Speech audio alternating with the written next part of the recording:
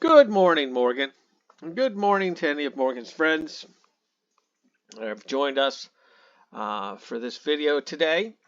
And we're going to continue where we left off in the last video, and we're going to talk some more about the output, specifically all the different ways of formatting this stuff. Okay, and we'll do the reading if we think that we really need to do the reading, okay? But let's just walk through these examples, all right? So we take and we create this weird looking beautiful soup object, and it's got some weird characters in there, and then when we but when we load it, when we create it, it actually comes out as what we got, an HTML body P, right? Then we try to print it using the Unicode function, but that's been deprecated. So let's just move on to the next example. And here we have that string function again. Now, what's interesting about the string function is this: it looks like it's expecting us to come up with this weird output, but in reality, it's just what we would think it would be. Okay. Now we go over here and we create a soup object with a p tag, and of course, it wraps that p tag in the HTML and the body tag. And then we go and we execute this thing where we just want the p tag, and sure enough, that's all we get. Again, we've done this before. All right, here we go, and we create a soup tag with a a tag, and then it goes and buries it within the HTML and the body. And surprise, surprise, soup.a equals works just like soup.b tag. Okay. All right. Now, what's this crap? All right. What's in French? What's the French say? All right. Oh, here it is. It's separated out a little bit. Okay. So it's got all this weird French stuff in it. Put that in a variable, and then we use that to create a soup object. It's got all that weird Frenchy type stuff. Then, oh, look at this. We go, we're using something called a formatter, and then we set the formatter. This is some sort of variable for the formatter, and we use the prettify. Maybe this is what I was missing. Remember a few videos back when I was trying to make my output look better? We'll have to check the output and see if it worked. But look at that. That made it look nice and pretty. All right. Now we go down here and we go like, I guess we're doing the same thing, but now we're sending it, telling it to HTML. It doesn't really look like it. It changed. Oh, this is different. It added that in there. Okay. And that's about what we got when we ran it. Here, I have no idea. What are we doing? We're just creating this weird little freaking tag. Why? Okay. And then over here, we're using the encode function. Huh. What does the encode function do? We should probably read this.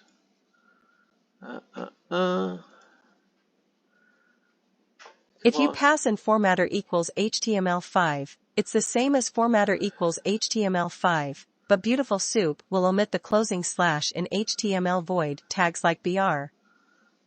Alright, that was not helpful. Alright, so it does something. Okay, so what's the output? It says we should expect this. I don't really see any difference in the output. Okay. Oh, here it is. This is the difference. That was HTML. Now here's HTML5. Anything different in the output?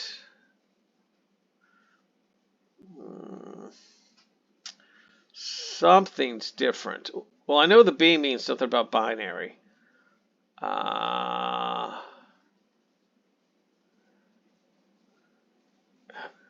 This just doesn't look the same. What's different? Oh, the slash is gone. Okay. I think, is that what it said up here earlier? Omit slash. Okay. All right. I did, I just, the reading sometimes, it doesn't work for me. All right. Now we get the formatting, I guess, formatter none. And what happens? It's expecting the Frenchy stuff, but this comes out because when they ran the example, they used the old soup object, not the one that we recreated. All right, now we go and we're going to create something with a link dash soup. And I guess that's because there's some sort of a link in there. Okay. Then we use the encoder. And what comes out? What we would expect. Let's go ahead and read this and see if this has anything interesting to say. If you need more sophisticated control over your output, you can use Beautiful Soup's formatter class. Here's a formatter that converts strings to uppercase, whether they occur in a text node or in an attribute value. All right, so it's got all these little classes, okay, little extra stuff. So okay, so we have to import the HTML formatters. I guess, is that where all these classes are stored, maybe? All right, and then we have here, we're going to define something called uppercase. It's going to take screen as an input, and then it's going to take that string and it's going to call this upper function. So now we want to go and we've got this library and we're saying we want to go to the uppercase, and then we're going to format. Where's the input?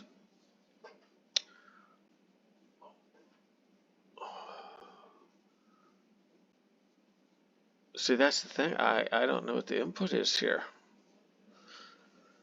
Okay, it's setting this thing up to be used in this command. This is when the rubber meets the road. Okay, so you call this, and then you call whatever class you need, and that creates this formatter object. And then you use the formatter object, apparently, as input to this formatter thing, right? Isn't that what we were doing earlier? Formatter equals none. Boy, that's kind of weird to follow. And then we go, and what does it do? It takes all of that stuff and makes it big. And then we go to run it. Boom, it doesn't happen because we're freaking not pointing at the right object. Oh, well. This is what it probably would have looked like if I had done it correctly. Okay, and let's see. Oh, look, it worked here. I go, what's the tag A? And it made everything big. It was pointing at the soup. Why is it still outputting this? Well, that's mystery. It'll just have to remain unsolved. Okay, now what are we doing? We go in the alternate soup. We're putting in what's supposed to all be binary stuff. This is the P tag, close P tag. Okay, so this is the format, so it's binary. And what do we get out? Of course, it wraps it in HTML and a body tag. And we go like, hey, encode it. We just want to look at the P. What do we get? What we were expecting. Oh, what's this trying to? What's going on here? To turn this off, you can subclass the formatter.attributes method, which controls which attributes are output and in what order. This implementation also filters out the attribute called M whenever it appears. Ugh. Filters out what? Okay, why? And why is it so complicated? And why do I care? All right. So I have no idea why we're doing this, why we're turning stuff off, and why we're taking away the M. Okay. If it's equal to M, we're going to skip. And why are we using these different attributes A, M, and Z? It doesn't make it clear. Okay, there's information it's not telling us, and that's why I'm having trouble following it. But when we run the code that they have, it works. But let's just keep going. One last caveat: if you create a CData object, the text inside that object is always presented exactly as it appears, with no formatting. Beautiful Soup will call your entity substitution function, just in case you've written a custom function that counts all the strings in the document or something, but it will ignore the return value. Whatever. All right, let's just look at the example and try to figure out what this thing is trying to tell us. All right, we create a Beautiful Soup object with an empty A tag. Okay, it wraps it around with the HTML in the body, and now we're going to say, hey, the A tag is going to be equal to the C data, which is going to be 1 is less than 3. And then what do we get? 1 less than 3. Okay, because what is it saying? It says just, yeah, so what happens is if you go and you look at this string, that's what's in the string. So what I should have said was, yeah, actually it should look a little, no, that's prettified. Oh, and the XML thing has been deprecated in the formatter, so that's why that is read out. Okay, so the best way to learn this is to actually try and use it. Okay, so if you're a little confused, don't worry about it. When the time comes when you actually need to use this stuff, now you know where to find the information. Go back, do a review, and then play with it then. And before you know it, you'll be an expert with these things. Okay? Now with that, let's go ahead. And here we are in the code. Again, if you want a copy of the code, just put a comment in there. I've got an email address set up that you can use that to communicate. I think I even have a Discord server I created for this channel, because there's no way you would want to copy all this stuff from just eyeballing the monitor or taking a screen print or something. And let's go ahead and run the code and see how that pertify statement worked out. All right. And here we are in the output. And of course, every time we create a Beautiful Soup object, we get all of that. I wish there was a way I could turn that off because it's so annoying.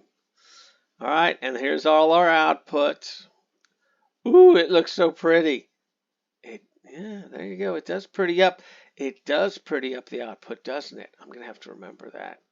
Use this again, because this, if we went back in some of those other videos, this is what I would have to do to make the output look better. Okay, because if I recall, I wasn't using the formatter. I just had the empty in between these two brackets, and it wouldn't take it. It would just blow up. So it needed something else. And that's the output, and that's the video for today. All right, so most of this was a review. There was some new stuff in there. I want you to remember the thing about the formatter and how that works, so that when it comes time, when you actually need it, go back, review again, and you'll get better. All right, with that, enjoy your day, and I'll see you in the next video.